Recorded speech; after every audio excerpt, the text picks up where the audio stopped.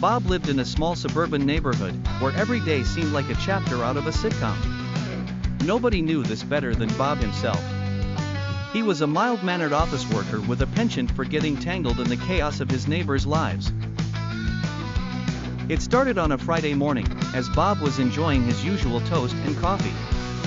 Suddenly, an alarming thud echoed from next door. Concerned, he rushed outside. It turned out to be Jim, his next-door neighbor, who had somehow managed to topple a pile of garden gnomes. Jim was a well-intentioned yet clumsy man and was trying to organize a party for his wife, completely oblivious to the mess he was creating. Bob offered a helping hand, and little did he know that he was signing up for a day full of mishaps.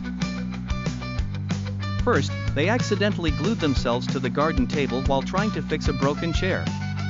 The duo waddled awkwardly until they managed to get the glue solvent. Just as they freed themselves, Helen from across the street came running frantically. Her cat, Mr. Whiskers, had climbed onto Bob's roof.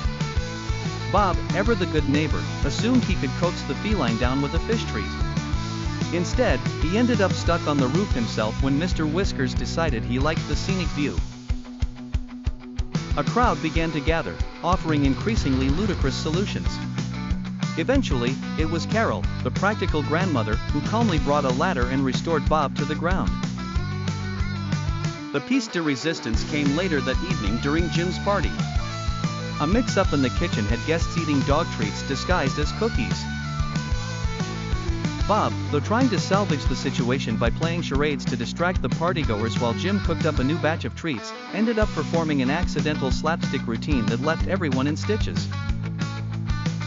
By the end of the night, it was unanimous, Bob was the highlight of the party, albeit unintentionally. After all the misadventures of the day, Bob finally crept into bed, hopeful for a more peaceful tomorrow. But in his heart, he knew as long as he had his endearing neighbors, calm was a luxury he would have to dream of.